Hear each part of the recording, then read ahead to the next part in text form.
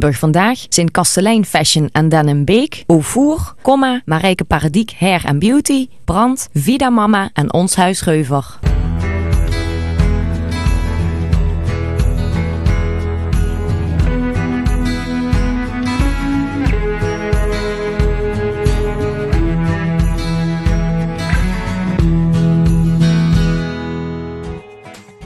Welkom bij weer een nieuwe uitzending van Limburg Vandaag en een hele speciale uitzending, want de Limburgse mine en de Limburgse mijnwerkers die stonden een heel oor centraal.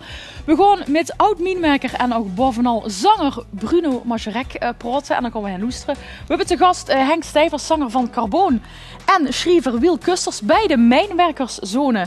We hebben Deke Schreurs hier te gast. Hij was ten tijde van de sluiting van de mijnen Aalmoezenier. En we gaan het hebben over het Mijnmuseum en dat doen we met Wiel Nix. Ook zijn er een paar prachtige beuk verschenen. Ene het Wiel Vast in en onder het dorp. En het andere is dit. Mijnwerkers in Limburg. En dan ga ik met mijn eerste gast over praten. Dat is Willybrocht Rutte. En hij zit al klaar op de bank. Goedemiddag, meneer Rutte. Goedemiddag. Ja, wat heeft u zelf met de mijnen? Nou, mijn band met de mijn, ik heb natuurlijk nooit in die mijn gewerkt, ook geen vader die daarin gewerkt heeft, maar ik heb wel een tijd gewoond met mijn gezin op de Steenberg van de Roy-Nassau-mijn in Heerlen. En daar is ook mijn jongste zoon geboren, maar daar houdt het op. Daar houdt het op. Ja, u heeft gewerkt aan een prachtig boek, Mijnwerkers in Limburg, een sociale geschiedenis. Ja. U heeft dat niet alleen geschreven, het nog met 3 andere mensen gedaan? Met een heel team van historici verbonden aan het Sociaal Historisch Centrum, aan Discovery Center Continuum in Kerkrade, Serge Langeweg. En verder 2 medewerkers van de Universiteit Utrecht, Erik Nijhoff en Jan Peet. En Ad Knotter, de eindredacteur van het Sociaal Historisch Centrum. Ja, bijna 40 jaar hebben we hierop gewacht. Op dit boek. Ja, nou, er is in die 40 jaar ook wel het een en ander verschenen. Maar nog geen enkel boek die vanuit het perspectief van de mijnarbeider zelf die hele geschiedenis van het begin tot en met de sluiting eens in één keer in beeld brengt. En waar we ook aandacht wordt besteed niet alleen aan het werk ondergronds, maar ook aan het leven bovengronds, aan het gezinsleven van de mijnwerker en zijn hele sociale leven. Want het was een mijnwerker zijn, het was een way of life. En dat proberen we in zoveel mogelijk facetten in beeld te brengen. Ja, dat heeft u inderdaad gedaan. Zou u, hoe zag een normale dag van een mijnwerker eruit? Zou u die kunnen schetsen? Ja, er waren 3 schichten. Ja? En laten we gewoon beginnen met de vroegste schicht. En dat hoe laat begon die? Die begon 6:00. En dan betekende opstaan voor dag en dauw. De mijnwerkers die met de bus gebracht werden van verre, die waren om te beginnen nog eens 1 uur onderweg in de bus. Die kwamen vaak ook uit Noord- en Midden-Limburg. Ja. Dus om 4:00 stond moeder de vrouw al de boterhammen te smeren. Ja. Die gingen dan in de pungel. Pa stapte deed ook nog eens even zijn ontbijt. En ging dan naar de bus. Die bracht hem naar de mijn. Dan was het de penning ophalen, je omkleden, je mijnwerkerspakje aandoen. Dan naar de schacht. Daar bij de opzichter je penning weer inleveren. En dan de diepte in. En een lange dienst die met de route naar het Codefront toe alles bij elkaar wel 8 uur in beslag kon nemen en dan weer naar huis. Ja, want ik heb begrepen dat als ze eenmaal onder de grond waren, dat het soms dan nog 1 uur kon duren voordat ze echt op de plek waren waar ze echt moesten gaan werken. Ja, dat moesten soms kilometers afgelegd worden, eerst in een treintje. Ja. En door de hoofdganger. En op het laatst konden ze dan overstappen konden ze gaan liggen op de lopende band, waar gewoon de kolen overheen afgevoerd werden. Maar dan richting het codefront, richting de pijler. En de laatste meters kruipen over de vloer. Ja, het was heel zwaar werk. Zometeen gaan we het hebben over het Mijnmuseum. En daar staan ook allemaal dingen klaar. Ik heb net even hoe heet dat? Dat weet u misschien, is dat een pikkelwiel? Nee, dat heet volgens mij heel anders. Help mij, iemand. Wiel. Waar is het wiel? Afbouwhamer. Een schup en een afbouwhamer. Afbouw. Ja, afbouwen. Ja, dat was het heet afbouwen, code winnen. Dat was gewoon met een pneumatische hamer werd dan in de wand, het codefront, werd dan de kool losgevrikt. Fysiek enorm zwaar werk. Ja, daar kunnen we ons tegenwoordig bijna geen voorstelling meer van maken. Het zou door de Arbowet niet meer toegelaten worden om op deze manier te werken. Maar toch gingen ze met schijnbaar veel plezier toch iedere dag weer naar beneden. Ja, ze hebben het meestal met veel plezier gedaan. En wat je steeds hoort van alle mijnwerkers die je spreekt, het plezier zat er vooral ook in de kameraadschap ondergronds die men van elkaar ondervond. En dat was geen overbodige luxe, die kameraadschap. Want je was voor je veiligheid van de man naast je en boven je afhankelijk. Ja. Dus je moest op elkaar kunnen vertrouwen en op moeilijke momenten elkaar erdoor slepen. Ja, nu vertelde net al over moeder de vrouw die al braaf om 4 uur de boterhammen stond te smeren. Maar die mogen we natuurlijk ook niet uitwissen in dit hele vlak. Nee, want als pa weer thuis kwam, en niet alleen pa, maar eventueel ook oudere zonen die ook in de mijn werkten. Het was heel normaal dat je 2 of 3 uit hetzelfde gezin in de mijn werkten. Dan moesten ze de was gaan doen, die pungel. En dat mijn pak. En dat zat natuurlijk onder het kolenstof tot diep in de nader. En voordat je dat pak weer schoon had, daar was uren mee bezig. Dat was die pakken uitkoken. Eerst uitborsten natuurlijk. Dan uitkoken, dan is door de wringeren halen. Ja, er waren nog geen wasmachines zoals nu. En er waren aanvankelijk inderdaad geen wasmachines. Het was te duur om het naar de wasserij maar dat was te duur.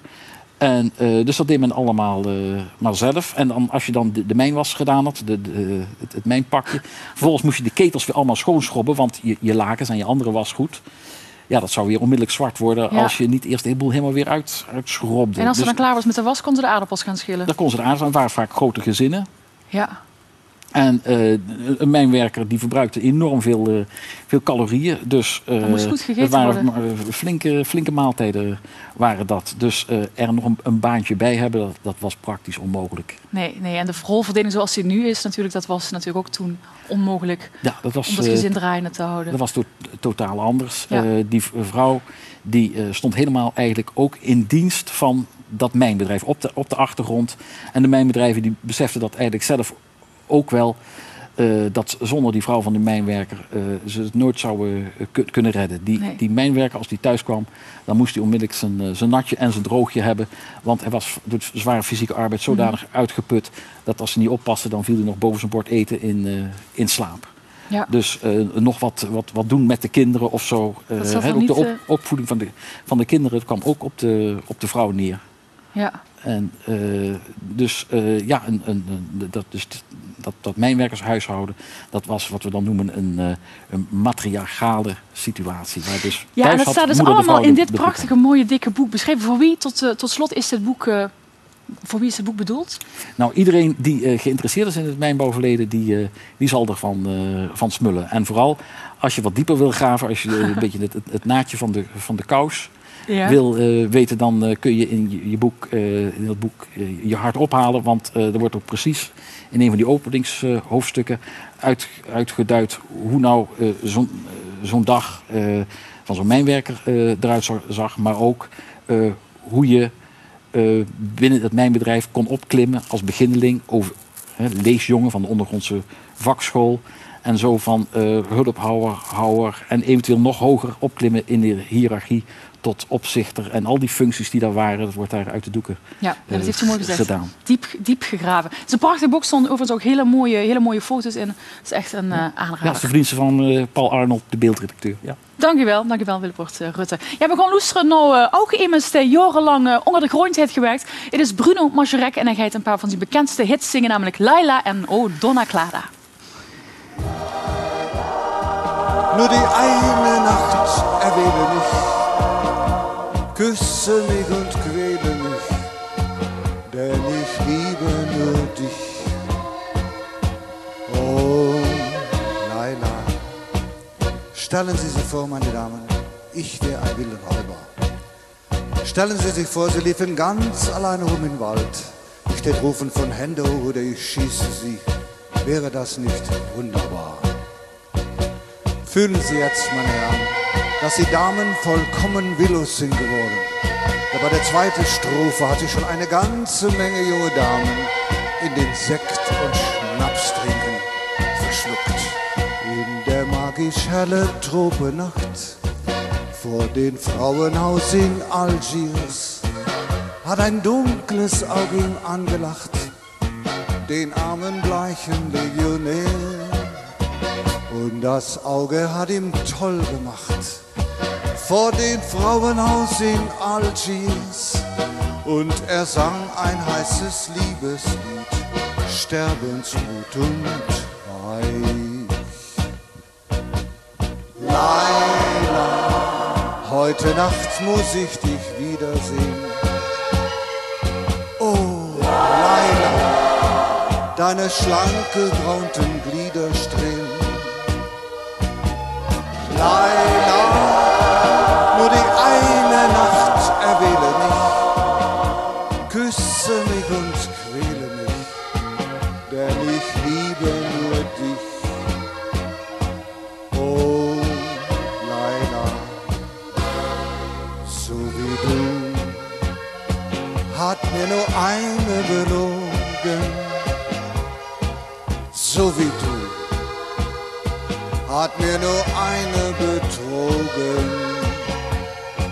so wie du. Hat mir nur eine geküsst, denn ich lieb alle Frauen und ich küss alle Mädels, so kleiner liebt mich nie. Denn ich lieb alle Frauen und ich küss alle Mädels, so kleiner liebt mich nie. Oh, leider.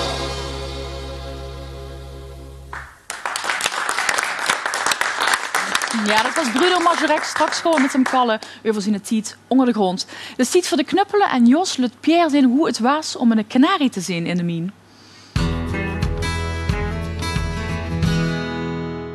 Goeiedag dames en heren, Jos en Pierre, zoals we iedere dinsdag met Weerkant Nieuws zijn op TV Limburg. En vandaag wil ik het eens hebben over de mine. De dienen?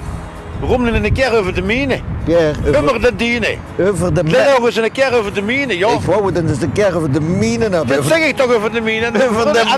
Over de mijnen, de koel. Oh, de koel? Koel wil ik het hebben. Vandaag wil ik het over de koel hebben. Zeker en we staan hier achter. Daar. Oh, de koel. De koel. Daar liggen nog de restanten, zal ik maar zeggen, van de Mijn Maurits in Gelijnvruger. Dat is nu DSM-terrein geworden. Ja. Maar vroeger was dat koel en in Limburg daar stikte het van de koelen. Ja. En op vandaag hebben ze daar nog dikker last van. Dat is juist vorig jaar bij winkelcentrum met Loon en Erlen wat gedeeltelijk is moeten afgebroken worden. Omdat er een mijngang wordt ingestort onder de grond. Hebben ze nooit toegemaakt, die dingen? Nee, die zijn nog allemaal. Die zijn nog allemaal. En nu is dat nog gevaarlijk, die mijngangen wat instorten. Maar vroeger hadden ze dat natuurlijk ook. Ja. En die mijnwerkers, die gingen dan naar Onger. En in die mijngangen, Pierre, ja. daar vormde zich dikker het mijngas. Het mijngas? Mijngas. En mijngas, dat is heel erg gevaarlijk. En daarvoor noemen die koelu vroeger een kanarie met. Oh, voor in de plaats van de radio? Oh, natuurlijk geen radio, dat is de kanarie. Nee, maar de radio heb je ook geen ontvangst met een antenne. Nee, cd's, dvd's. Dat hoort allemaal nog niet. Oh, nee, maar de kanarie noemen ze niet met voor het zingen, Pierre. De kanarie noemen ze met, omdat die kanaries het gas roken. Oh, die hebben een goede naam. Die roken dat het jaarste. Ja, ja. En die kosten dat niet tegen en dan vielen die van de stek af. Patsch, daar lagen die. Vielen die om? Die vielen om. En dan? Ja, was ze kapot. De ganse kanarie? Die waren kapot dan en dat was eigenlijk om die mijnwerkers, dat die in de gaten houden. Dat is mijn gas, de kanarie daar vult van de stek af. Weg hier, want anders gewoon weer ook van de stek af. Toch zielig van die kanaries, hè, Jos? Ja, zielig van die kanaries, maar dus... Gingen die allemaal kapot? Die gingen kapot dan, maar dat was wel... Moesten we nu eikens liggen weer? Ja, ja. En hoedbreien? Ja, hoedbreien ook, Dan gingen ze weer... Ja, gingen ze weer. Nu kanariekjes en die zaten ze dan ook voor met. Toch zielig, hè, Jos? Ja, ja, dat is zielig, maar het was wel voor die mijnwerkers te redden, Pierre, van de gasdood. En honger in die gang, daar vormde zich wel eens kooldioxide. Ja, ja, in plaats van kanaries, in plaats van kanaries. Nee, kooldioxide is ook heel dodelijk en dan zat dus die kanariekeukens zat dus op de grond. Ja. En als ze daar van zijn stekje aanviel, dan wisten ze, hé, koolmonoxide, maak het er voor wegkomen. Ja, ja. Zo werkte dat. En de kanarie lieten ze achter? Ja, die laten ze achter, dat wordt toch kapot. En daarvoor heb je ook hier in Limburg zoveel kanariepieten, hè. Ah, ik dacht koelpieten. Koelpieten, maar die kanariepieten fokken. Ja. Dat is door ontstangen in de koel. Ja, ja. Maar met dat kooldioxide, dat wil ik toch nog eens uitleggen, dat is gas dat dat is zwaardere slag. Dus dat bleef hangen en dan zet iemand op de knieën. Dan moest ik zo voorstellen dat zich de kanarie best. Ja. Ligt de kanarie en als dan gas komt, als dan gas komt, dan viel de kanarie om. Ja.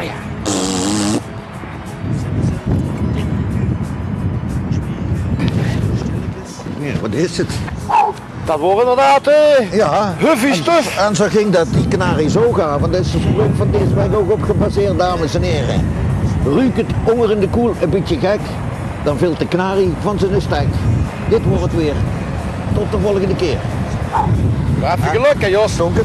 Ja, dat wordt wat bewaard. Ik wil niet tegen de kanarie worden. Echte sopgas gisteren gehad. Echte sop gegeten, ja.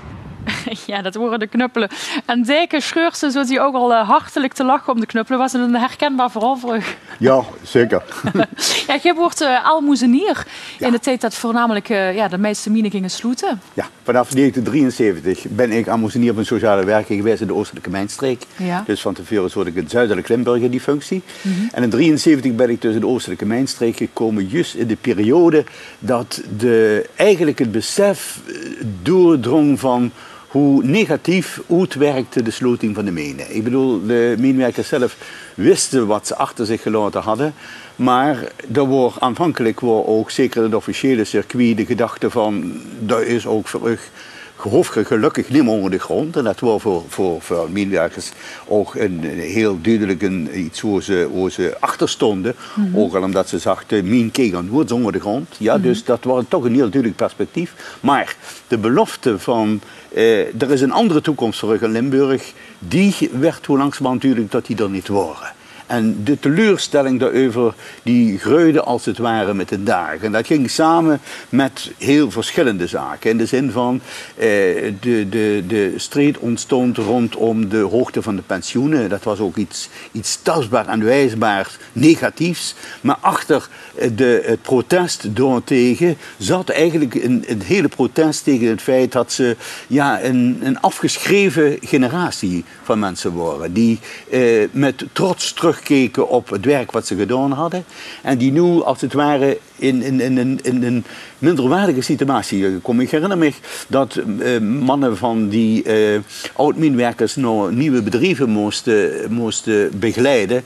Dat die vertelde, we zagen zelfs soms met de tranen in de ogen daarbij als ze naar de blikfabriek moesten. De blikfabriek, dat wordt de DAF. Die in dingen, in hun beleving ook een minderwaardig werk. En dan, wat natuurlijk ook nog gebeurd is in die jaren, dat een heel stel bedrijfjes begonnen zijn en die dingen, waar mensen soms 2-3 keer toe hebben moeten wisselen en iedere keer weer opnieuw op straat kwamen te staan. Daar kwam bovendien overheen in de 80er jaren, dus in de tijd daarna, die hele grote economische malaise. En men ziet dus dat op een gegeven moment 2-3 generaties in feite werkloos worden, afgeschreven. Maar dat is toch eigenlijk met heel weinig protest gegangen?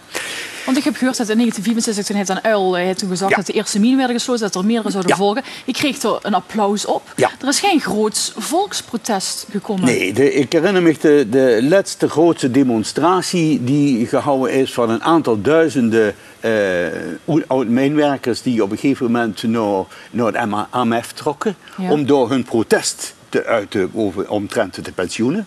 Maar zoals ik nog net zei, achter dat protest zou het eigenlijk een protest tegen de hele gang van zaken. Ja, een gevoel van achtergelaten te zijn. Maar wat was hun dan beloofd? Wat was beloofd? Een toekomst. Nieuwe herindustrialisatie, nieuwe arbeidsmogelijkheden. Dat jonge gezinnen ook kansen hadden om zelf aan de slag te komen. Terwijl dus eigenlijk sommige wijken, hele straten, mensen zonder werk zaten. En dan niet alleen de vaders, maar ook op een gegeven moment de kinderen niet aan de slag komen, omdat de werkgelegenheid er niet was. Ja, en dat in feite bijvoorbeeld uitwerkte op een manier wat in die tijd berucht was, dat kinderen ook het respect verloren voor hun eigen vader, die daartoe zoot en in feite eigenlijk aan de kant gezet wordt, waar de kinderen op een gegeven moment grote moeite hadden om daar met respect tegen op te kijken. En de mannen die zich door hun bedrijf als het ware aan de kant gezet voelden zich ook in hun eigen gezinnen aan de kant gezet. En die malaise stemming die werd dus heel sterk, ook nog overheerst door de economische malaise die eigenlijk in die 80 jaar in het hele gebied aanwezig was. En die in feite op een gegeven moment een teleurstelling wordt rondom wat uiteindelijk de teleurstelling was rond de sluiting. Maar en na de sluiting het gebrek aan perspectief. Ja? Ja. Misschien is het goed om te beseffen dat die pogingen gedaan zijn in eerste instantie om met name toekomst te maken voor mensen. En wat toen ook heel duidelijk wordt, dat gemeentebesturen niet bij macht worden om die taak die op hen afkwam, om die op zich te nemen.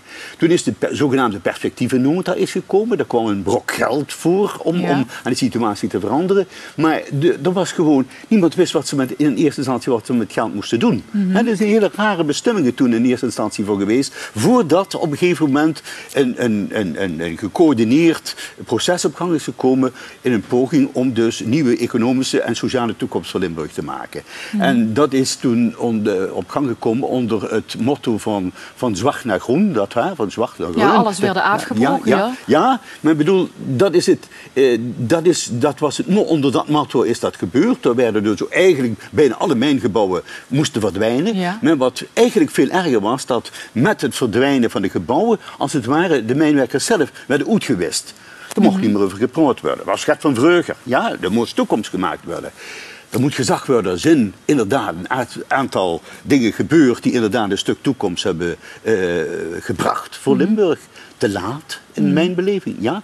Maar op een gegeven moment de mijnwerkers zelf, die hebben eigenlijk nauwelijks de kans gehad om door in een belangrijke mate in te schuiven en door in te delen. Iets wat hun eigenlijk beloofd was en wat ze als perspectief gehoopt hadden. Ja, was hier natuurlijk jarenlang kei en keil voor hij gewerkt. Ja. En op een gegeven moment is die ontwikkeling dus van zwart naar groen heeft dus inderdaad een heel perspectief opgeleverd. Maar de mijnwerkers zelf, die door alleen nog maar een eigen kring een terugkijken naar het verleden hoe ze gerespecteerd en gewaardeerd worden. Wat ze dus nu niet meer worden. En ook in hun beleving. Ja?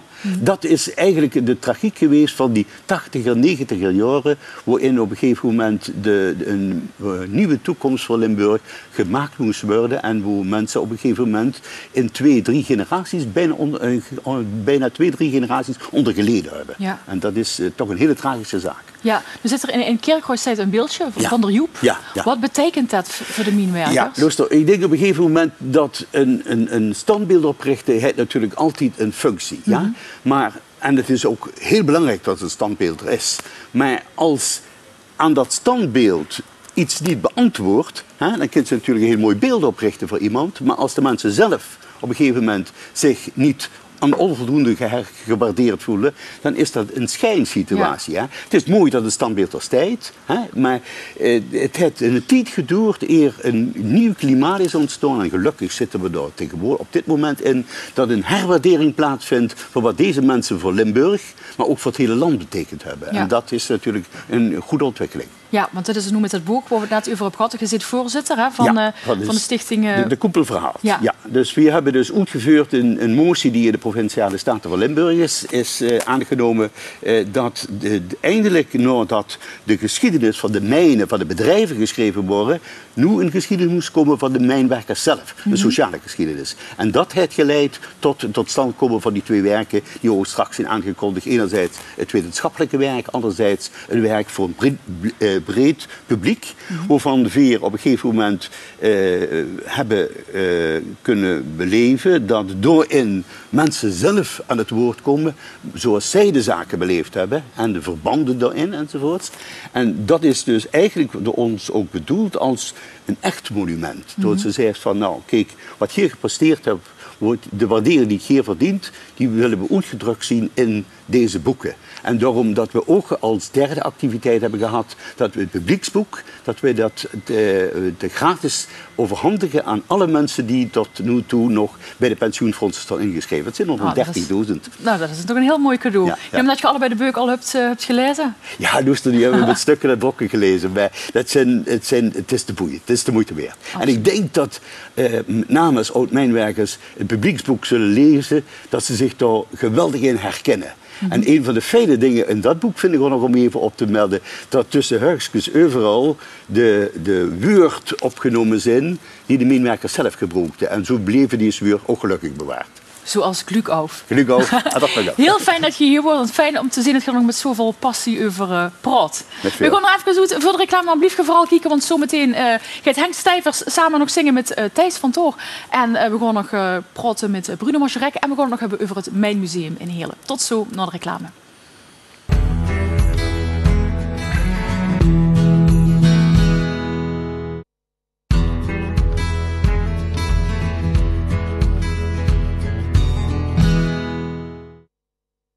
Partners van Limburg Vandaag zijn Kastelein Fashion en Den Beek, Auvoer, Marijke Paradiek Hair & Beauty, Brand, Vida Mama en Ons Huis Reuver.